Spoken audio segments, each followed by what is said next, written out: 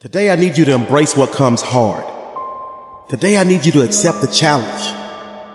Today I need you to fall in love with the process. There will be plenty of opportunities to get discouraged, to lose your passion, and think that it's not meant to be. But if you're going to reach your destiny, you have to have a made-up mind. If you give up after the first time, or the 5th time, or the 30th time, what that really means is you didn't want it bad enough. There should be something you're believing for that you are relentless. You are not moved by how impossible it looks. You're not discouraged by how long it's taken. You don't give up because people told you no. Your attitude is, if I have to believe my whole life, I am not going to stop believing. I am not going to take no for an answer. I'm not going to settle for mediocrity. I'm going to keep pursuing what's in my heart. And ask ourselves, what do I really want? What do I really want? And write it down. Writing causes thinking. Thinking creates an image. And you get these images going, you're building a vision in your mind. It's the visionaries that's changed the world. Think of that. But what keeps that competitive edge, what keeps you on top, is the ability to think and prepare mentally over and over and over again. The body has limitations, the mind does not. We focus so much on what goes on from the neck down that we forget it all starts from here. Everything starts from there. If you're not mentally ready, you're never really physically prepared. And that's where the preparation starts. What would your life be like as you look toward the future if you decided, I'm not going to allow my fears to stop me? And I'm saying to you, whatever you got to do it, because if you don't, life is going to whoop you until you surrender. So when you're young and you make mistakes, don't let them eat you up. Because everybody that done made it, you got to fail in order to win. Hey, look, man, to understand how to hit the game when it's shot, you got to miss the game when it's shot. You know, you got to be tough because the road to success is always under construction. It's never a clear path to success. The people who become successful are the people who have a relentless attitude.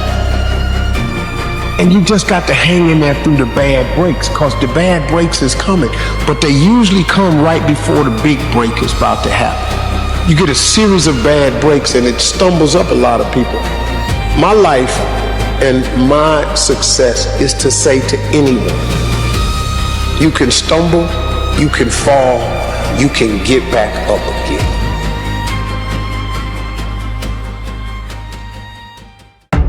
No matter what you face, no matter how bad it is going to be, when there is a challenge, and by a challenge I mean anything in life, any challenge, anything that you're facing, the only way to overcome the challenges that you face is to start walking. Take that step every day, no matter what you are facing. Get up and start walking. I have the ability to see the end before the beginning even begins. And what that means is I know that to get to the very end, I can see it right now. So before I went to Buds, and I was doing all this weight, I saw myself walking across the stage at 191 pounds. That's what I had to get to get into the door. I saw myself 6 months, a year later, wherever it's gonna take me to do it, I saw myself walking across that stage, getting that certificate of graduation from Buds. And I was able to be there at 300 pounds. And that feeling, that I was nowhere near that feeling, I was able to put myself there 1,000,000 times every day. And that feeling of like, my God, that is gonna feel amazing. That's what made me suffer. That's what allowed the pain to be real and say, this is worth it. I want to feel for this next 18 months. It took me 18 months to finally become a Navy SEAL, to finally, just get through Buds. 18 months, in 6 months, it took me 18. That's what woke me up every morning, was I want to put myself through this much pain and suffering for a few seconds. So it is. A few seconds of joy. And it's so worth it, man. I said, people don't get it. So I'm able to put myself at the finish line, even though I have no finish line, but at the finish line of an event before I even start them, they say, how are you going to feel at the end of this? Visualizing this is my biggest tool of life. That's why I've been able to put myself in cold water, put myself in a 100-mile race millions of times before I've done it. And I'm able to go through the race and see how I'm going to feel at mile 50. Almost to the exact feeling. Right, so when it comes up, it's no surprise. It's no surprise. I've already done this a million times. I recommended the last time I was here, the little book, Richest Man in Babylon, and I said, I've lectured now to over 3 million people. Guess how many have actually gone and got this little book? Answer, very few. My best guess is 10%. Such an easy thing to do. This little book, number one, is easy to find. Number two, it's easy to buy. The most you can pay for it, $6, $7, $8. You can borrow that from your kids. But if it's easy to find and easy to buy, and if it's easy to read, why wouldn't everybody go get it? We don't know. I don't know. Nobody knows. Here's how profound it is. Some do and some don't. Now here's the numbers. About 10% do. We don't know the mystery of that. And I'm telling you, 10 years from now, those numbers will still be the same. The numbers don't change. Only the faces change. I used to belong to the 90% who couldn't be bothered even if it was easy.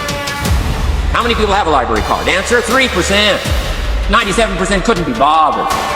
Guy specializes in happy hour, but he doesn't have a card. And now readily and quickly blames the government and blames his company and blames the pay scale. Here's my advice to you today. Walk away from the 97%. Don't talk like they talk. Don't go where they go. Don't act like they act. Don't specialize in what they specialize in. Throw away the blame list. You got to be consciously conscious today because your environment can hypnotize, mesmerize, and paralyze you. The other thing is, take full responsibility for your life. Oscar Wilde once said, responsibility is what we expect from somebody else. This is very true. Most people dread accepting responsibility. That's just a fact of life, and we can see it in operation every day. We can see ourselves getting hot under the collar when the dentist keeps us waiting, and we're sitting there reading old magazines when our appointment was 30 minutes ago. And we don't stop to think that we forgot to mail in this month's mortgage payment.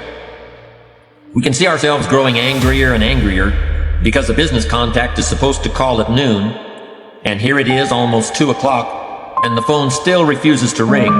But we don't stop to think about the calls we ourselves have forgotten to return while we've been so busy fuming. We can see ourselves writing an angry letter to the airline because a flight was delayed, but we don't write an angry letter to ourselves when we're late for something, even though that might not be a bad idea at all.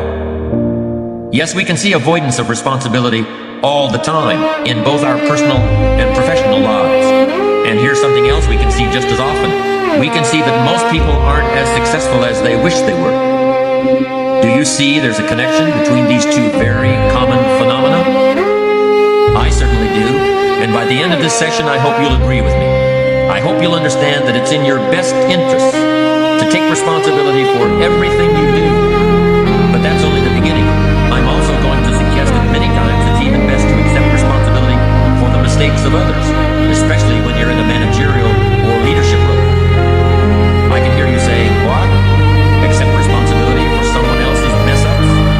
Why would I want to do something like that? Well, that's a fair enough question, and over the next few minutes, I'll try to answer. One of my weak points in my personal life is I don't like technical stuff. So even though I have to be on Twitter and Instagram and Facebook, I don't care for that. So guess what? I find somebody who loves to do that. You know, I find somebody who has a strength where I have a weakness, and I partner with them. All you're trying to do is get to the goal.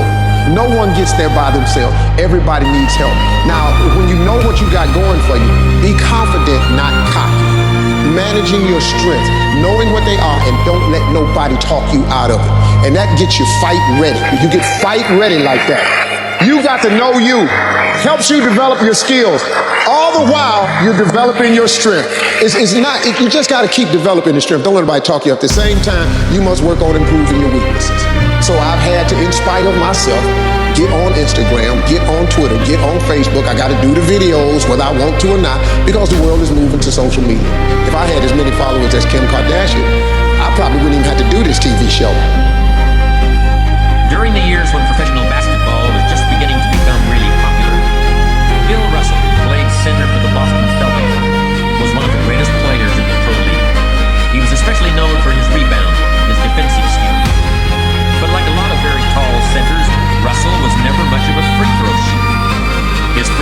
percentage was quite a bit below average, in fact.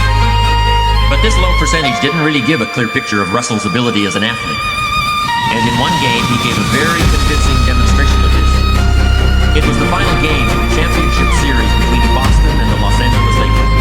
With about 12 seconds left to play, the Lakers were behind by 1 point. Boston had the ball. It was obvious that the Lakers would have to foul one of Boston's players in order to get the ball back. And they chose to foul Bill Russell. This was a perfectly logical choice from statistics. Russell was the worst free throw shooter on the court at that moment. If he missed the shot, the Lakers would probably get the ball back, and they'd still have enough time to try to win the game. But if Russell made his first free throw, the Lakers' chances would be seriously diminished. And if he made both shots, the game would essentially be over. Bill Russell had a very peculiar style of shooting free throws. Today, no self-respecting basketball player anywhere in America would attempt it. Aside from the question of whether it's an effective way to shoot a basket, it just looked too ridiculous.